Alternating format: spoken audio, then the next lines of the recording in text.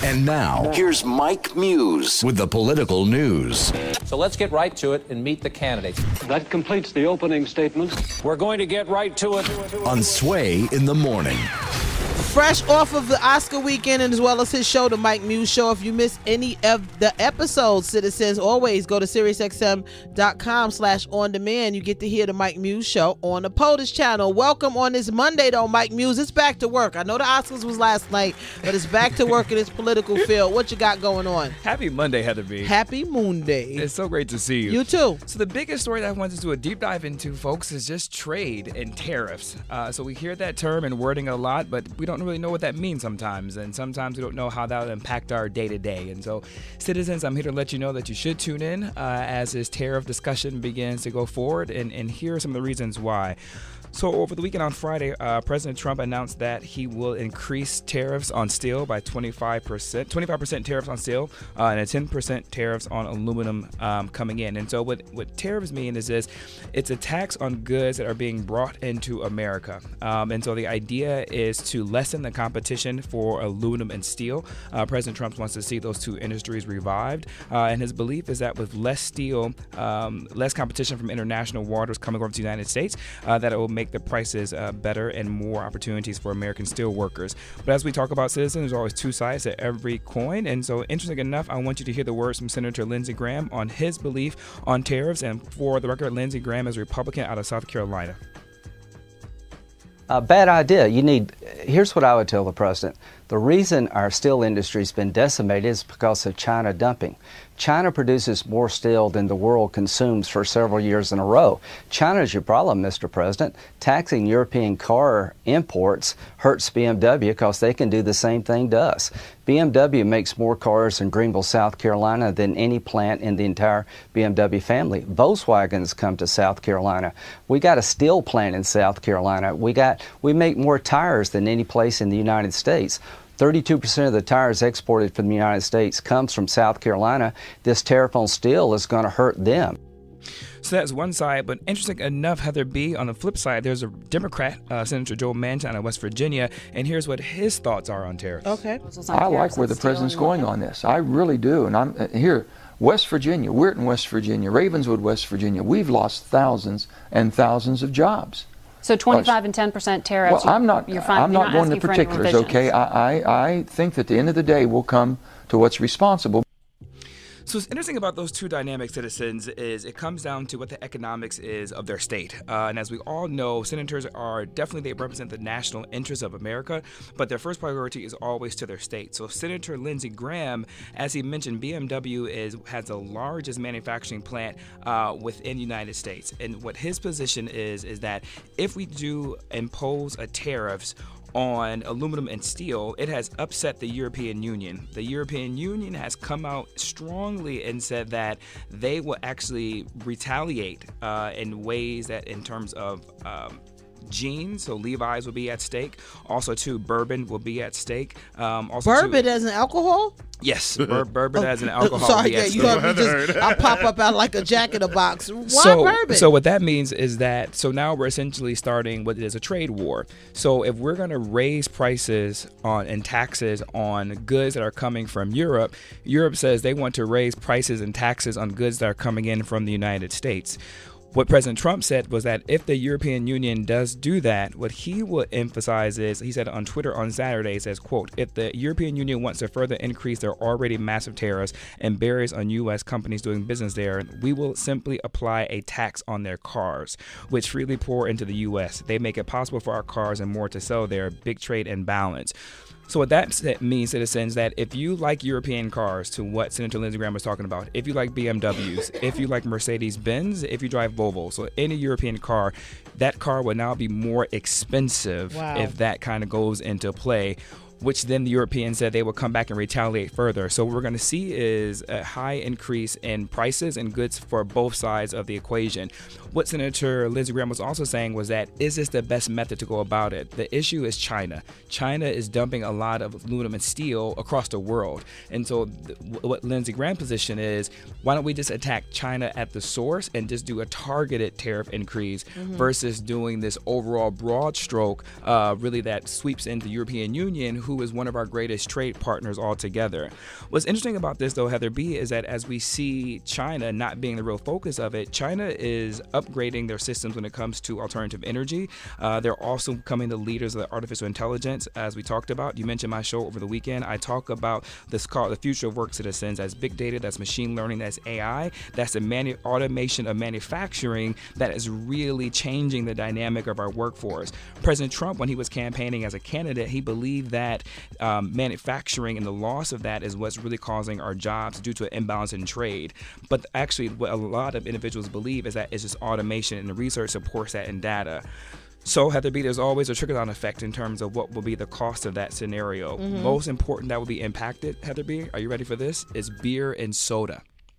Because beer and soda is actually made from the aluminum, from that in terms of how we make it here in America. So the CEO of the Beer Institute, Jim McGeevy, he said that according to the third-party analysis, the 10% tariff will create a $347 million tax on the American beverage industry, including brewers and beer importers, that will result in the loss of 20,291 American jobs.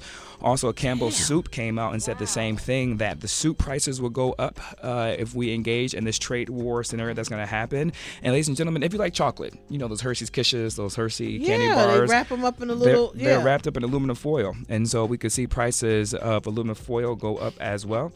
And then on the flip side too, as well, Harley Davidson was in the crosshairs of this because we import the Harley Davidsons, the bourbon that we talked about, also to the Levi Jeans company. Brussels said that they will then impose a tariff on those prices, causing the less products those sold in Europe, which actually will have an effect on what happens here, the bottom line here in the United States. And so that's where we are, ladies and gentlemen, with tariffs. So when you hear this word tariffs, when you hear this word trade wars, do not tune off your television. Don't turn off your radio dial. Keep listening to us so we can help you moderate through this as you begin to pay attention as midterm elections are coming up, so you can be more informed in what is happening. Tracy? Can you just remind us again, like, what are we gaining in exchange? Because I understand sometimes when it comes to the bigger picture, sacrifices are required. So what are we gaining that makes up for this? Yeah, so as I started off in the conversation, President Trump has believed that trade has been what has caused manufacturing jobs to leave, right? And so he's not taking consideration in terms of the automation. He doesn't believe automation, big data, AI has any impact on future of work, but it's more balanced on trade. Got it. So what his belief is, he actually wants to jumpstart the aluminum and steel industry. Well, I wouldn't say jumpstart. Yeah, jumpstart and save it and make it more robust here in America. So right now, there's so much international competition all around that's making the prices of aluminum and steel lower. And so he believes that if he increases the cost on those individuals, so then we will therefore go to American manufactured aluminum and steel.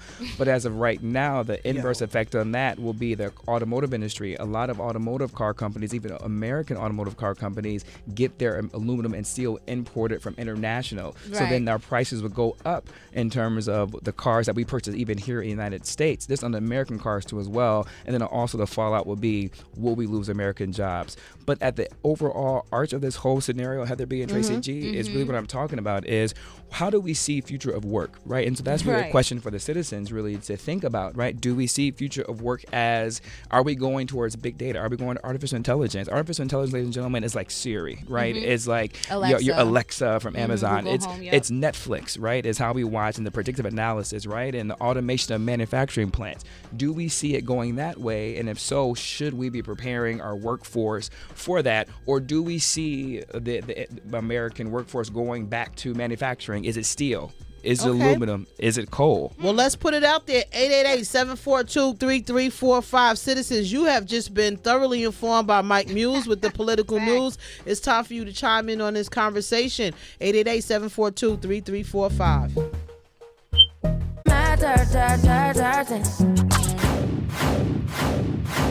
Now more of the daily news on Sway in the Morning.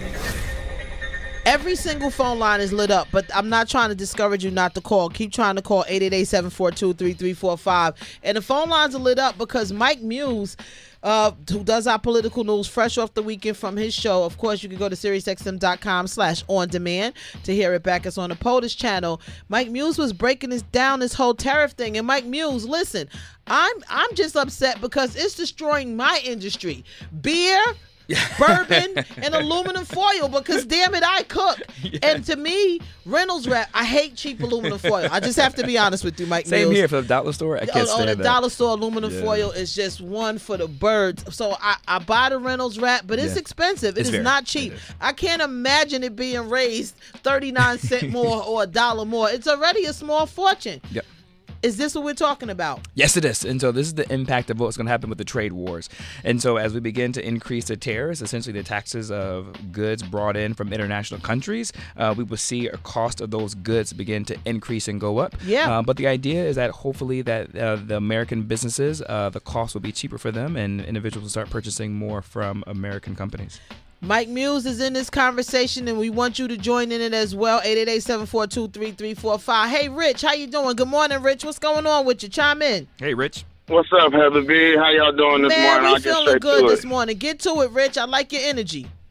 So I'm not a Republican or a Democrat. I think it's, you should take every issue at a time and determine where you stand. Right. And I don't hate anybody, but I know for a fact in the depths of my soul, Trump is a jackass. He's a dumbass.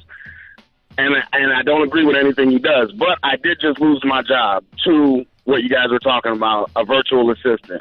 I was the vice president of sales with a company, and now somebody over in China at their computer is doing what I was doing, and they're doing it by creating an app to do it. Right. But at the same time, I don't want this to be looked at like how Mike educated us on that migrant worker issue, where you fight for jobs that are only paying $4 or $5 an hour.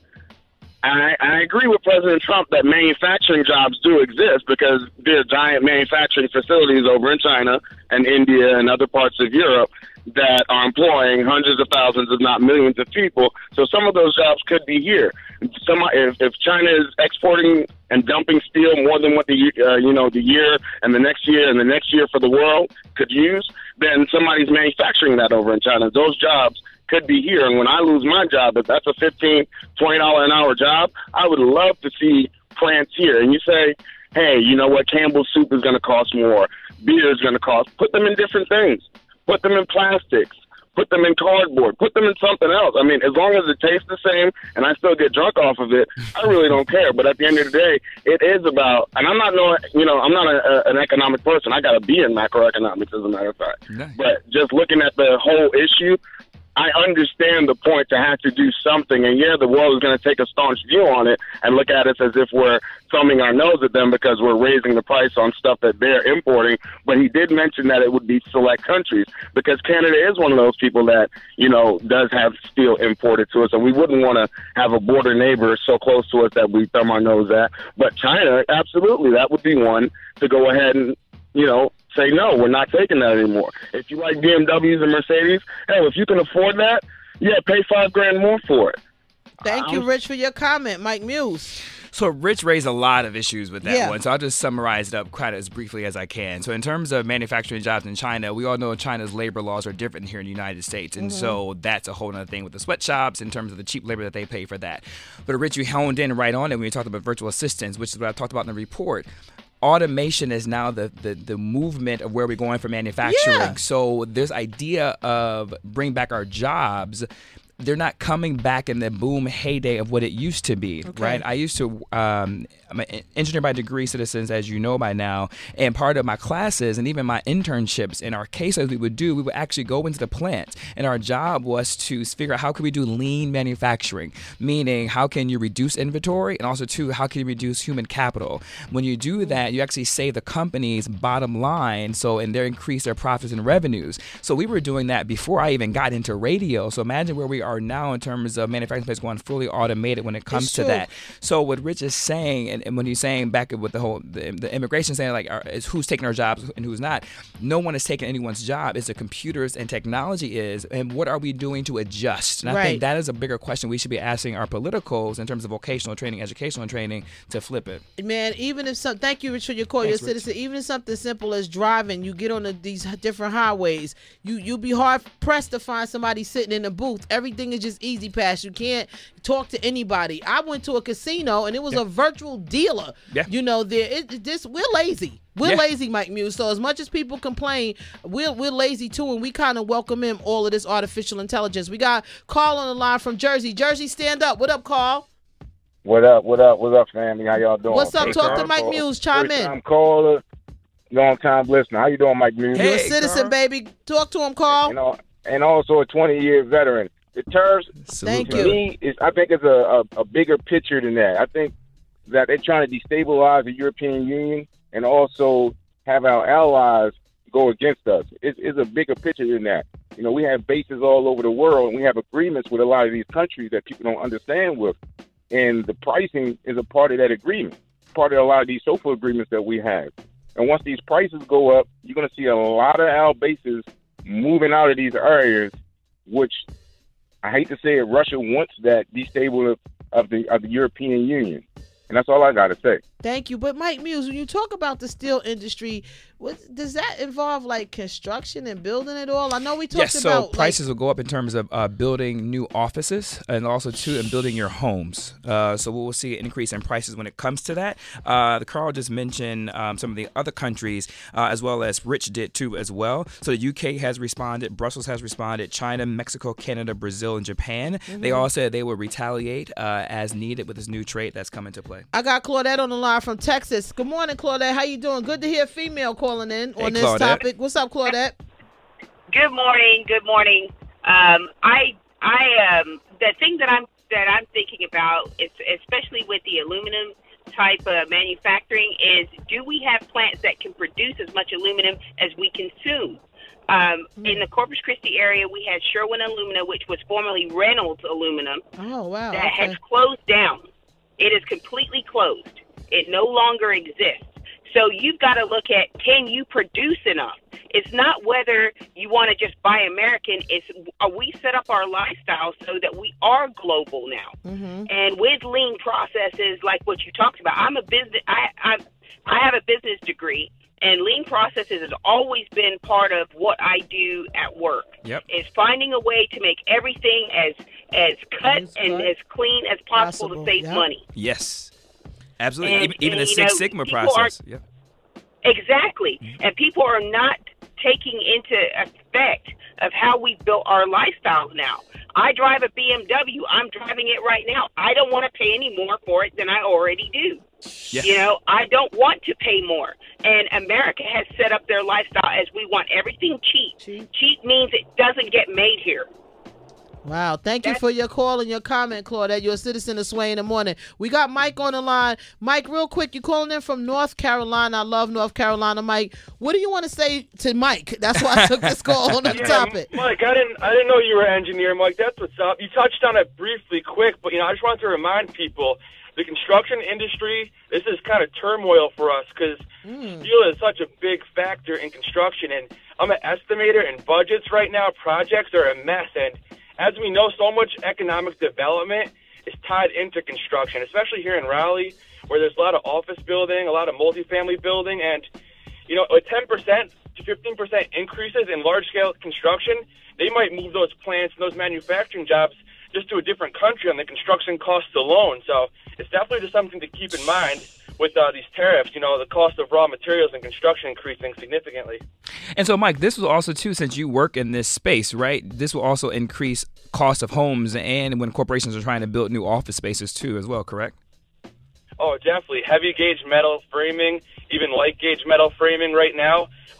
From our manufacturers, we've seen about 25% increase over the last, I'd say, quarter. And, there's projects are being rebudgeted, projects are being put on hold. It's definitely troublesome, and I read that George Bush tried to do this in 2004, and he had to cave after a year or two, rightfully so, just because it causes too much turmoil in so many other areas of economic development that it's just might not be the wisest way, to do this. Thank you, Mike, for your call and all your information. You're a citizen of Sway in the Morning. Fabian, Matt, Free, and David, leave your voicemails. I'll play it back at the end of the show. Great information, Mike Muse. I Yes. love it. Citizens, I always tell you, you can reach Mike Muse directly at I am Mike Muse, M-U-S and Sam E. All the citizens who couldn't chime in, please hit me up. And those who did chime in, I would love to keep the conversation going with you so we can keep discussing this offline. Yeah, man. Y'all better save y'all money, man. I got sports, citizens. This just made me sad, Mike Muse. Sports up next. When you say